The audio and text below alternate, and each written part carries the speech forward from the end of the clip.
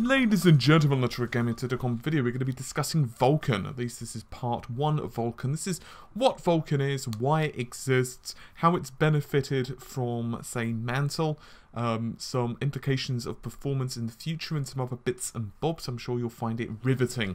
We will indeed, of course, be doing a much more in-depth version, which will be actually discussing the ins and outs of it, compute, and other well, aspects of the API, but for now I think it's a good idea for us to get a solid understanding. It's a pretty in-depth topic as well, so I've already written an article if you do want to check it out. It's currently about 1700 words, IR type, much I do, but you can check it out if you want some more in-depth explanations on certain parts, and I've also referenced some stuff that we're going to be discussing in this very video. Anyway, let's get on with it, shall we? So I think it's a good idea for us to get a bit of back history of why Vulcan is actually a thing. Why does it exist? Why is it, you know, who's actually contributed, and is it going to be really successful? So we're going to target that first before we start getting into the nitty-gritty. So I'm sure that you're aware that DirectX 12 is definitely going to be a thing for this year, and it's really impressive. I'm not going to dispute that at all. In fact, it's very impressive. It's got massive improvements on multi-threading. It has massive improvements on draw calls, which of course is largely based on that. We've got massive improvements for compute support and all of the other bits and bobs that we've discussed infinite amounts of time now, and it's a great thing. But there are some problems with it. Specifically, that it's tied to a very specific set of platforms, a very specific operating system, i.e. Windows. And while that's great for those of us who are thinking of getting Windows 10 or operating a Windows smartphone, if you're operating a Samsung Galaxy or you prefer Linux or what have you, it doesn't really help you. And even some developers would prefer OpenGl to become more readily available and better on the PC. And so currently that's why Vulcan is being developed. It's fair to say that OpenGl has been around for like 20 odd years, about 22 if memory serves, and so it dates back really back into the days of when graphics cards were very simple in comparison to what today's are. You know, we're talking like the early Voodoo days.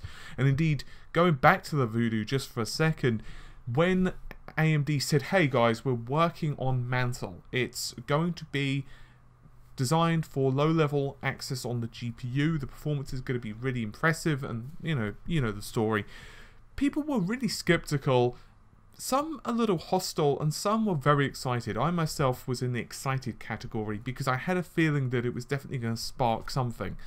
And it did.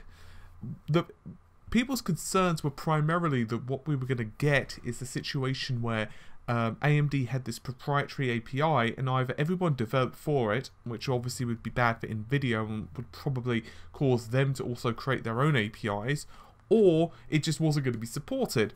As it turned out, it's probably for the best, because their work really did help to pioneer both DirectX 12 and also Vulcan. And they're Kronos, who obviously are the guys behind well, I say the guys behind it. The actual API is being developed by a myriad of different technology firms, which we'll go into in a second.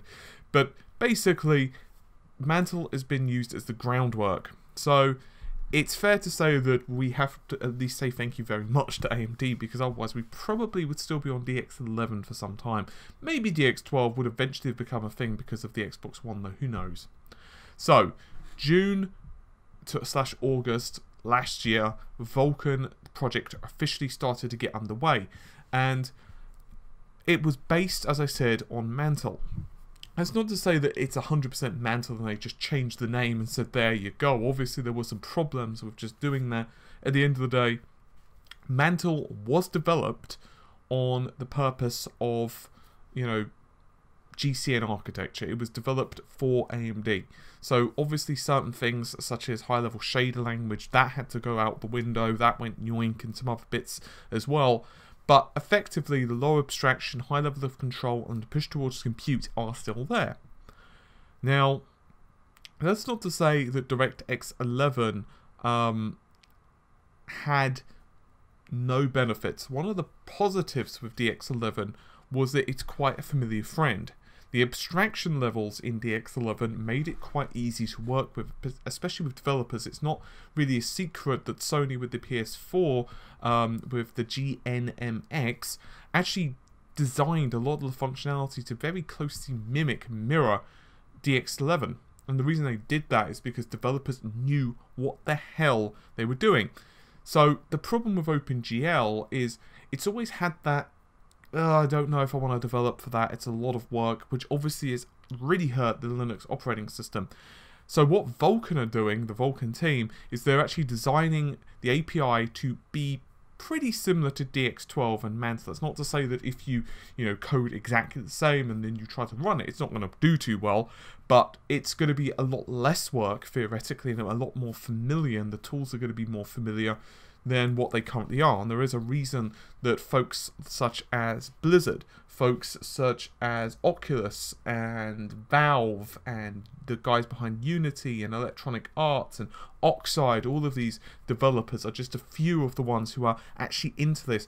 And you've even got Apple, Qualcomm, VMware, Nvidia, AMD. I won't list the entire group because I'll be here until Christmas, but I'm trying to say that there is a lot of developers who are actually saying, we like this, this is exactly what we need, and we're going to jump on board. So you could think of Vulkan as a bootstrap process, sorry, as a Mantle as a bootstrap process. It was the basic handling, and for the most part, it does exactly what you'd expect. It handles multiple discrete GPUs. It shares the resources. So in other words, it's much better. It's lower level API. It has lower overhead associated with all of this as well. And it's much better at actually utilizing the resources that your GPU actually has and possesses. So yes, the finite abstraction layer should reduce the oversize and the size of the drivers, which is obviously a benefit, especially in the mobile market, where, you know what, you might say to yourself, I mean, just a bit of an aside, but back in the day of like the early GeForce cards, or the TNTs back before even the GeForce, or the Voodoo cards, I mean, a couple of megabytes back then, and we were like, really? Your driver's like 2-3 megabytes? It was quite big, but now drivers are like, what, a couple hundred megs at least to download? 300 megs in some cases. And obviously, that's not exactly 100% accurate when it comes to actually loading things into the system memory for games and so on. But my point being that drivers are big, which is a bit of a deal. Obviously, some of this is also GeForce experience and what have you. But in the mobile market especially, size matters, and really you want that to be as small as possible so that you've got the best performance. And so a finite abstraction layer is really good, quite obviously. So what other bits and bobs? Well, the first thing is you also need robust performance. Now, one of the ways they've done that is they also have what is known as disabled runtime error validation.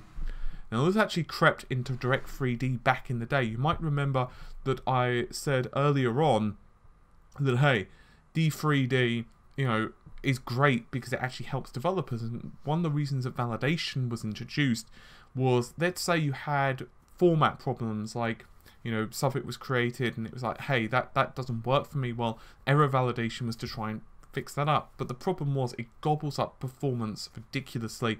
And so, yes, that has been removed.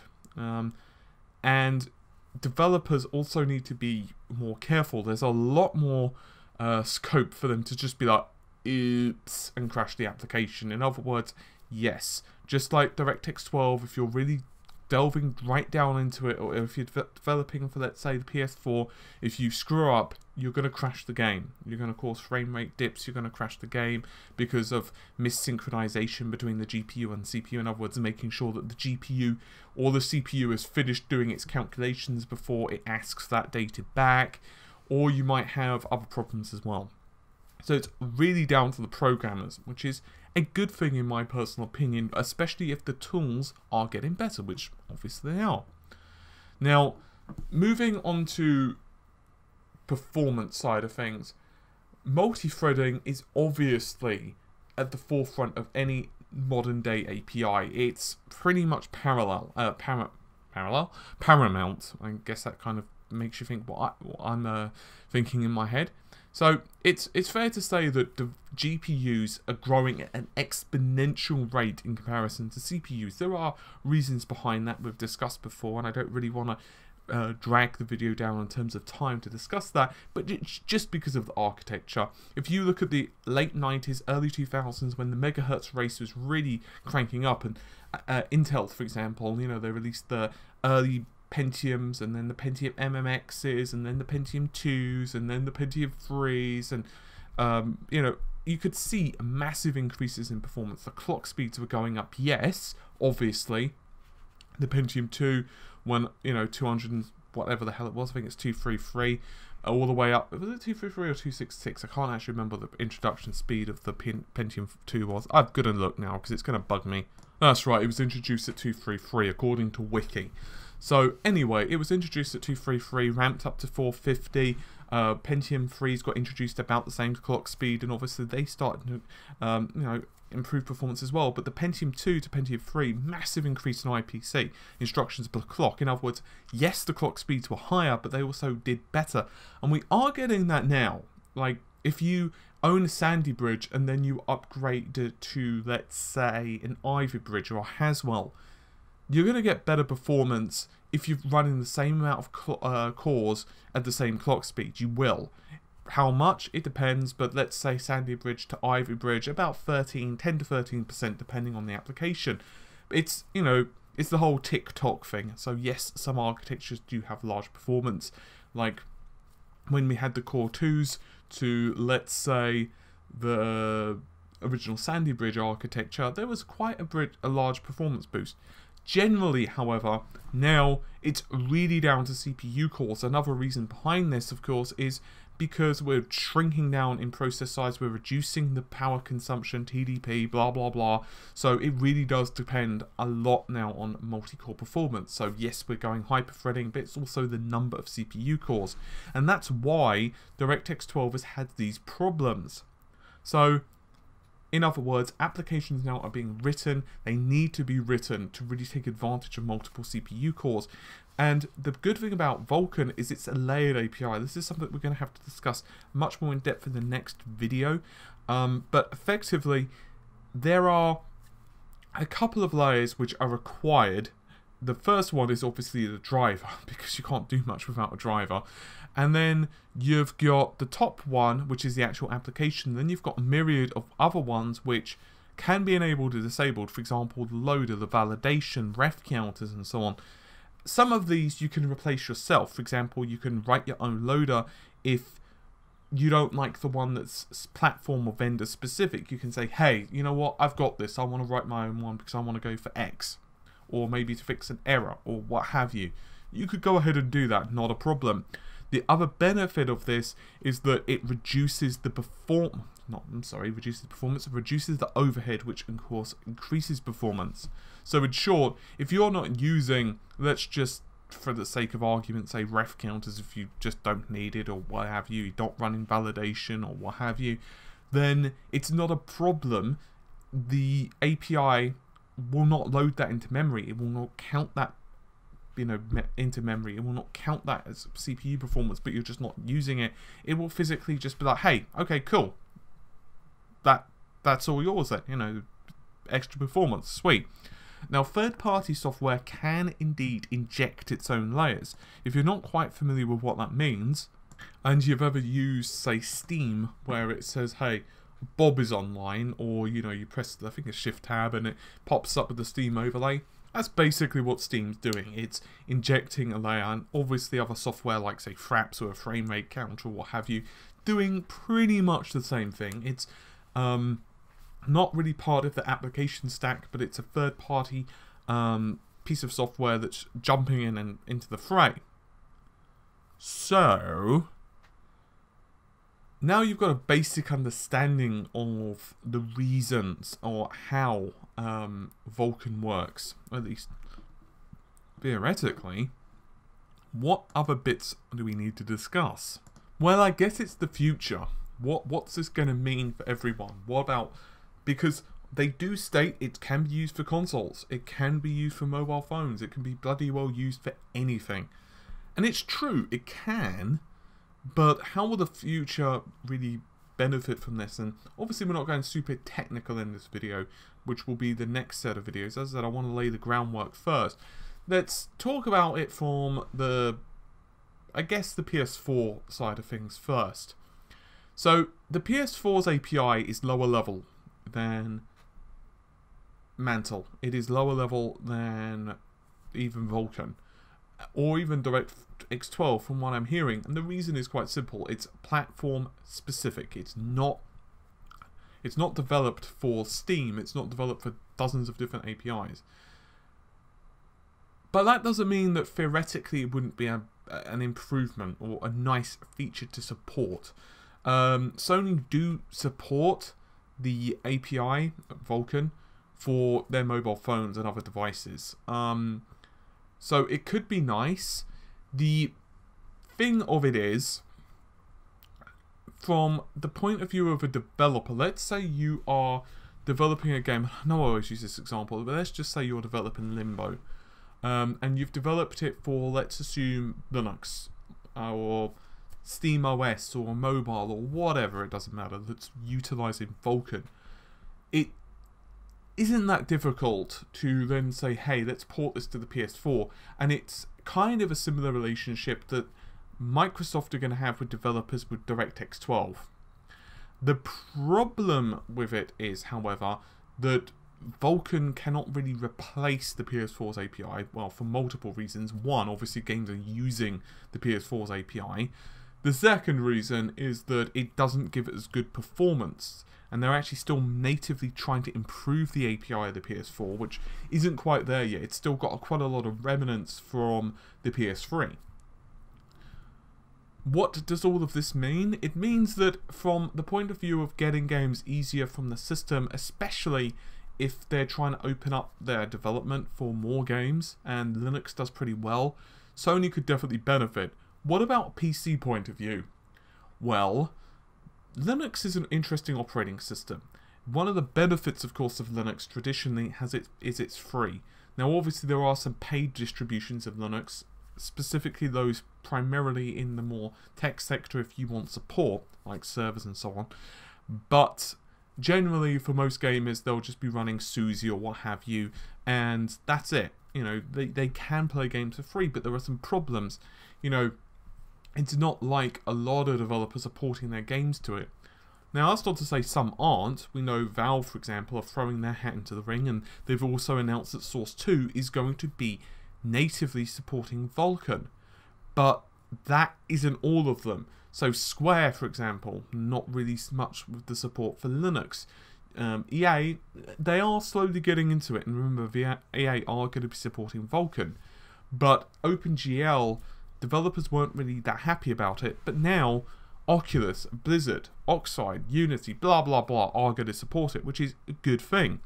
It means that Linux theoretically will benefit from a much larger ecosystem. It's not just going to be like, hey, we're developing a game for Linux, because previously, as you probably know, OpenGL, the problem with OpenGL is that there was OpenGL for web, there was OpenGL for mobile, there was a version of OpenGL for desktop, there was all of these different versions, and you had a lot less synergy. Now, if you develop for something, as long as you're, pretty specific, you sort out all of the compilers, and, you target for the right GPUs and all of that crap, your game is going to be a lot easier to port over a multiple different set of devices, and that's good if that's your plan. If your plan is to make something work on Windows, if your plan is to then make something work on Linux, if your plan is then to take that and make that run on, let's say, Steam OS, which I know is a variant of Linux, but still, and you can keep doing that.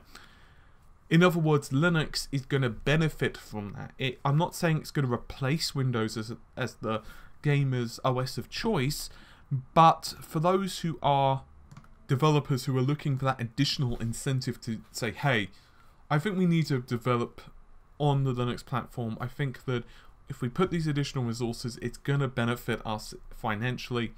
then fine. The problem is obviously you don't want to go through all that effort and then the sales figures just not make the difference.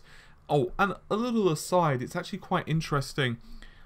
I've noticed this on the ones that I've checked out anyway, but if you ever look at Humble Bundle and you actually look at how much money members of the public pay, you will notice that pretty consistently Linux is some of the highest paying, which is just very interesting.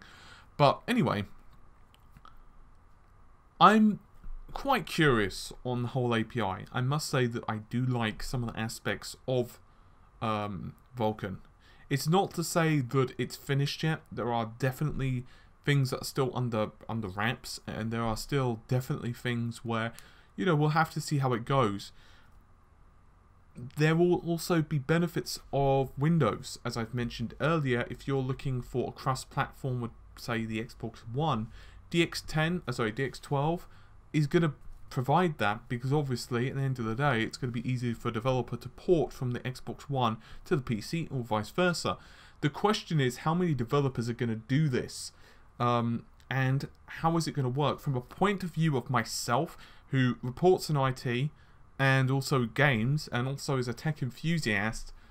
I don't really care which one of them wins. I don't really care if we're in a situation where Direct 3D turns out to be the only way really forward for Windows, and, you know, Vulkan is relegated to all other operating systems, or if Vulkan manages to snuff out Direct 3D apart from on consoles, or if it really is down to the developer, or maybe we have different API renderers. It's too difficult to know. What I do care about is that we as gamers get the best deal, and developers get the best deal. In other words, and by best deal I mean, of course, the best performance, the best working environment, and also a bit of competition. Because the thing of it is, we don't want Direct 3D to be the only API for the PC. We don't. It's not good because it creates lazy development. This is the problem with DX11, and I'm not criticizing Microsoft for it necessarily. They've already had their share of criticism, and I'm the one of the critics, so I don't want to pile it on and jump on a load of negativity that they should have done this a long time ago because it was pretty obvious. You know, we've already discussed that. I'm more looking to the future, and we don't want this to happen again. So I think good competition, and I don't mean that in competition of, yeah, we're going to beat you, but kind of competition is like, they know that if they don't improve DirectX, if they don't, and just like vice versa for Vulkan, if they don't improve that, they might lose potentially installs of Windows. And remember, Microsoft aren't so bothered now of selling you Windows 10. You know, they probably will eventually care about the sales, but they don't care so much. What they do want is installations of Windows. They want that Windows Store. They want you in the Windows ecosystem. They want you in the Microsoft ecosystem. So either way, it's a good, positive thing. Anyway, I'm going to get going. Hopefully you've enjoyed the video. As I said, not as technical as the next video is going to be. The next video is going to be really technical. Obviously, we're going to be delving into compute, the shade language, and all of the general bits and bobs. Well, I say general, but it's kind of the opposite of general, really, isn't it? But I wanted to get this out there because I wanted to kind of get everyone up to speed. I wanted to let people know the reasons behind it if you've not done the research yourself, and also just give my thoughts and opinions thus far. But if you want to check the article out with some slides and presentations, as well as some links, you could do so. I would greatly appreciate it. It's linked in the article, considering it's about 1,700 words. At least have a little peruse, or at the very least give this video a like and share, and all of the other stuff that YouTubers ask you to do, because, you know, we need milk and cookies to survive. And anyway, I'm going to get going. So thank you very much for watching. If you've managed to make it to the end, I'll see you soon. Take care, and bye for now.